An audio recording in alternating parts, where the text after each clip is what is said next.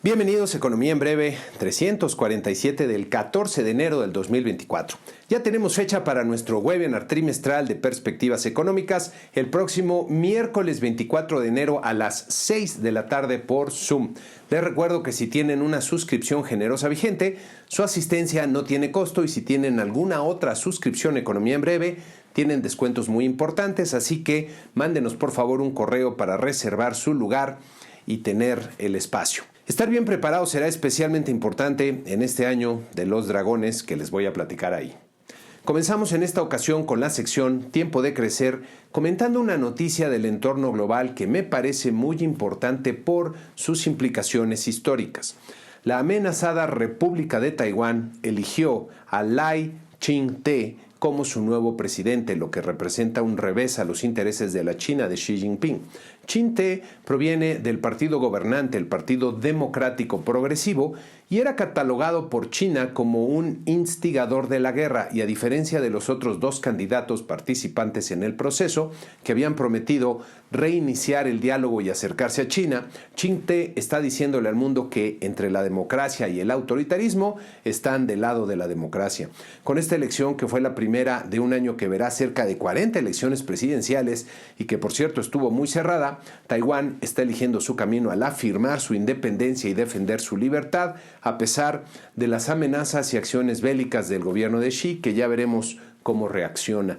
No sería difícil que esto contribuya a recrudecer las tensiones en la zona y agregar intensidad al ya intenso panorama geopolítico mundial. Taiwán ha progresado aprovechando dos grandes invenciones de la humanidad, y hay que decirlo, la democracia liberal y la economía de mercado. Esas dos instituciones están hoy día bajo ataque en el mundo actual, acusándolas de ser las grandes responsables de buena parte de todos los problemas de la humanidad, desde la desigualdad hasta el deterioro de nuestro entorno natural. Es muy poco lo que las personas se detienen a pensar y cuestionar los argumentos que exhiben los acusadores y mucho menos las intenciones que tienen detrás, ya que en su mayoría son personas que solo buscan hacerse del poder. Decía el gran economista Milton Friedman que en el fondo de la mayoría de los argumentos contra el libre mercado está la falta de creencia en la libertad misma. Y decía también que una sociedad que anteponga la igualdad sobre la libertad se quedará sin ninguna de las dos, mientras que una sociedad que ponga la libertad sobre la igualdad conseguirá una buena cantidad de ambas. Si nos ponemos a revisar la historia de la humanidad con objetividad, encontraremos que muchos, si no es que casi todos los avances hacia una sociedad más justa y próspera se han hecho en libertad y como resultado del esfuerzo de personas con nombre y apellido, y no de asociaciones o de partidos. Curiosamente, aquellas personas que persiguen el poder enarbolando la causa de la lucha contra la desigualdad en beneficio de las personas del pueblo son las primeras en quitarle la libertad e importancia a las personas que dicen defender. Por lo pronto, Taiwán me parece que le está dando un ejemplo al mundo en un entorno en el que la libertad y la democracia están verdaderamente en peligro en diferentes geografías. Sería muy bueno que los pueblos a los que les interese caminar hacia la prosperidad sigan el ejemplo. Pasando a México y en temas económicos, la inflación repuntó por arriba de lo esperado en diciembre al registrar 0.71%, que como pueden ver en esta gráfica es la lectura más elevada para un mes de diciembre desde el 2011, aunque en el 2018 se observó un resultado apenas inferior.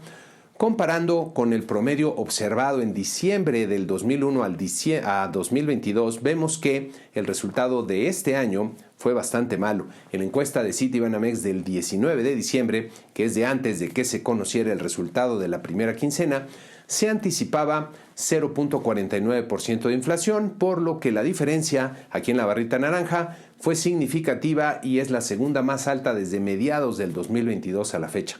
En este cuadro del INEGI podemos ver que la mayor parte de la inflación de diciembre se explicó por el fuerte repunte en los precios de frutas y verduras, lo que muy probablemente es un efecto estacional que podría ser transitorio. El componente que excluye los renglones más volátiles, la llamada inflación subyacente, registró 0.44% en diciembre, quedando por debajo del 0.52% que anticipaba el promedio de analistas. En esta siguiente gráfica podemos ver que comparada con los meses de diciembre de años anteriores, El resultado de este año sí fue el mejor de los últimos 4, pero quedó por arriba del promedio observado del 2001 al 2019. En esta otra gráfica podemos ver que la inflación general en la línea azul repuntó de forma significativa a 4.66% con el que cierra el año, mientras que la inflación subyacente siguió bajando para cerrar en 5.09%, que es un nivel todavía elevado. En la parte subyacente, los precios de las mercancías siguieron descendiendo para alcanzar 4.89%, que como se ve aquí en la línea azul, mientras que los servicios repuntaron marginalmente para cerrar en 5.33%. Entre los precios genéricos que más impactaron al alza de la inflación, destacan el jitomate, la cebolla y el tomate verde, que podríamos nombrar como el efecto chilaquiles no picosos, porque el chile serrano y otros chiles de hecho bajaron de precio. Uno de los genéricos reincidentes en esta lista es el de loncherías y similares, que me parece es uno de los sectores que refleja los incrementos al salario mínimo, tanto por el lado de los costos, ya que es este tipo de negocios donde se emplea a personas que pueden estar ganando el salario mínimo, y por el lado de la demanda, ya que los trabajadores que ganan el mínimo son clientes frecuentes o importantes de estos servicios. Apostaría que en el 2024 seguirá siendo uno de los renglones mal portados en la inflación. Así se vería la pérdida de poder adquisitivo del peso debido a la inflación, que acumula 22.2% en lo que va de este sexenio. Por otro lado, el INEGI dio a conocer las cifras de consumo privado, que como pueden ver en este cuadro tienen una reducción de 0.3% en el mes de octubre, que estuvo bastante generalizada al interior de sus componentes, destacando la caída de 1.6% en bienes importados. En esta gráfica podemos ver que a pesar del tropiezo de octubre, el consumo privado mantiene una sólida tendencia ascendente. El consumo en servicios registró una fuerte caída de 0.7% real mensual en octubre y, como pueden ver en la gráfica, parece estancado ya en los últimos meses.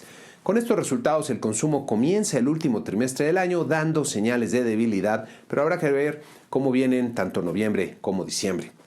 Por otro lado, la inversión, en contraste, registró un fuerte crecimiento de 1.9% real mensual en octubre, como vemos en este cuadro del INEGI, y siendo ahora la construcción residencial la que repuntó con más fuerza. En esta gráfica podemos ver la sorprendente expansión en la inversión durante el último año, con un par de altibajos pronunciados en los últimos 2 meses, pero acumulando un crecimiento de 30% respecto al nivel de julio del año pasado. En esta otra gráfica pueden ver la volátil evolución de las cifras de inversión en construcción residencial, con el sorprendente repunte de 11.3% en octubre. Cabe notar que, a pesar de estar filtrada por el proceso de desestacionalización, esta serie presenta vaivenes muy pronunciados, por lo que habrá que tener cuidado con la interpretación de este último resultado y muy, por cierto, curioso resultado. La inversión en construcción no residencial ha sido la más dinámica en este ciclo, repuntando 1.6% en octubre, luego de un desplome más curioso que sorprendente en septiembre. La inversión en maquinaria y equipos se contrajo 0.6% real mensual en octubre. Pasando a otro indicador importante, la producción industrial se contrajo de forma significativa 1% en el mes de noviembre, con caídas generalizadas en sus principales componentes, como pueden ver en este cuadro del INEGI. En esta gráfica pueden ver que la caída de noviembre es bastante apreciable, aunque todavía no cambia la tendencia ascendente que lleva la producción industrial, pero podría estar marcando un punto de inflexión. Las manufacturas, que son el componente de mayor peso, con cerca de 2/3 partes del total, cayeron 0.5% en noviembre y, como puede verse en su gráfica, están básicamente estancadas. Al interior de las manufacturas, el renglón de maquinaria y equipos se contrajo 2.6% real mensual, también presentando estancamiento, aunque con una mayor volatilidad en su serie. Otro sector que también se contrajo con fuerza fue el de equipo de transporte. La construcción, que ha mostrado un pulso de maraquero en los últimos meses, vuelve a las andadas en noviembre, ahora con una contracción de 2.9% real mensual. Luego de estos fuertes vaivenes, me inclino a pensar que estamos viendo el fin de la extraordinaria tendencia ascendente que vimos en las cifras de construcción, y que lo que ahora viene es algo de titubeos y luego el inicio de una tendencia descendente, pero pues ya lo veremos. La construcción en obras de ingeniería civil se contrajo 1% en noviembre, que apenas se percibe en su respectiva gráfica. La construcción en edificación, que se refiere a vivienda, oficinas y centros comerciales, principalmente se contrajo con fuerza un 4% en noviembre luego del sorprendente repunte de octubre. El sector de minería mostró una contracción de 1.4% en noviembre, comenzando a observarse una tendencia descendente que diría no sorprende. En esta gráfica pueden ver la evolución de la producción de petróleo crudo que sigue declinando.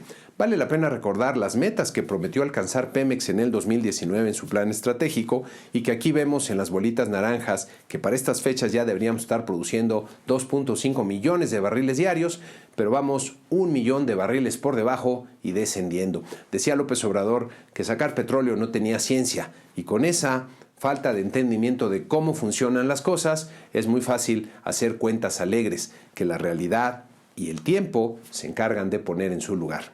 Una industria que ha logrado repuntar con fuerza durante el año es la automotriz, como vemos en esta gráfica de su producción, que por cierto se contrajo con fuerza en diciembre porque hubo 3 plantas importantes que aprovecharon este mes para cerrar y realizar procesos de reorganización interna.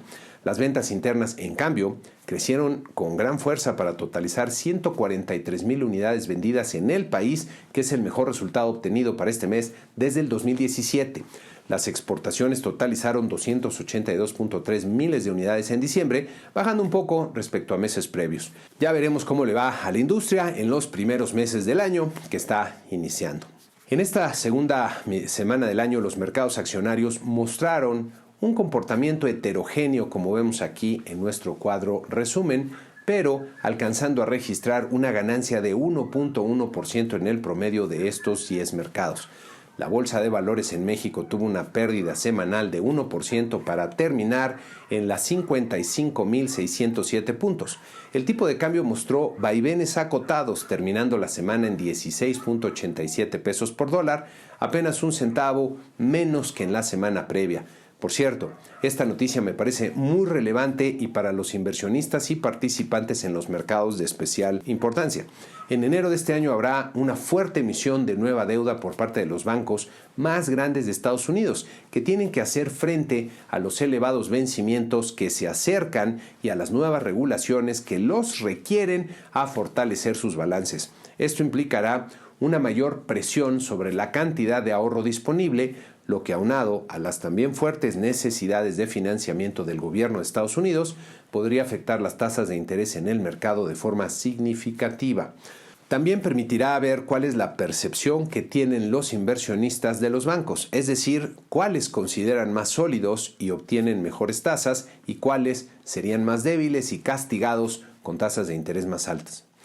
En Estados Unidos, pasando a sus temas económicos, la inflación del mes de diciembre resultó superior a lo esperado, repuntando 0.3%, cuando el mercado anticipaba 0.2% y como podemos ver en esta gráfica, con este resultado la inflación regresó al rango alto de las variaciones mensuales, excluyendo los componentes más volátiles de alimentos y energía.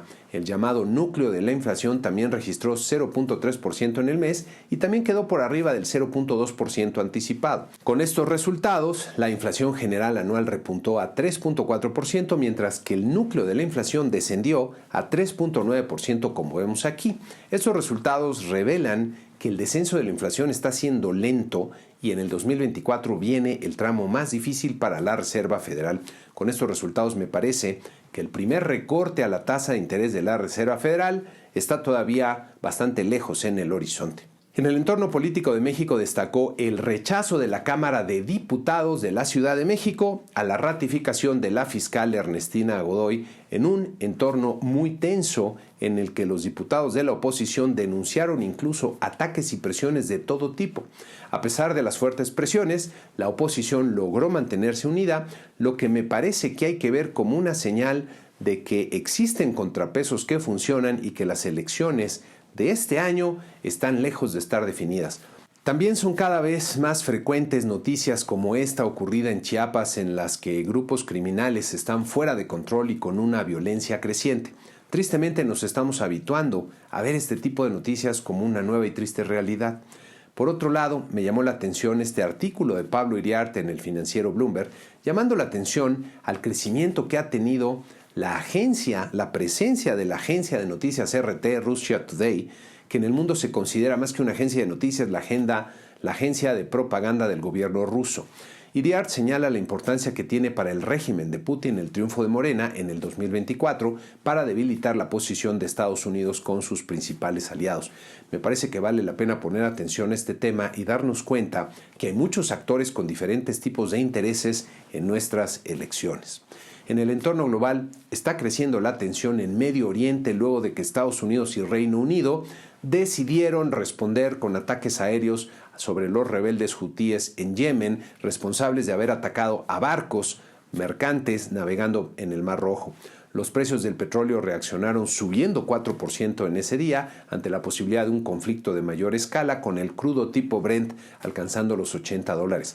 Aunque el resto de las variables financieras y económicas globales no han reaccionado de forma significativa a lo que está ocurriendo en el Mar Rojo, el conflicto es claramente uno de los focos amarillos del entorno geopolítico global. Una de las posibles repercusiones de este tipo de conflictos serían mayores costos en el transporte de mercancías que afecten la inflación y sean un obstáculo para que los bancos centrales comiencen a recortar sus tasas de interés. La semana que inicia tendremos poca información, destacando en México el indicador oportuno del consumo privado de diciembre y las ventas al por menor del mes de noviembre. En Estados Unidos tendremos las cifras de ventas al menudeo y producción industrial del mes de diciembre, así como el reporte conocido como el Beige Book de la Reserva Federal. Y con esto terminamos este programa número 347. Muchas gracias y que tengan una excelente semana.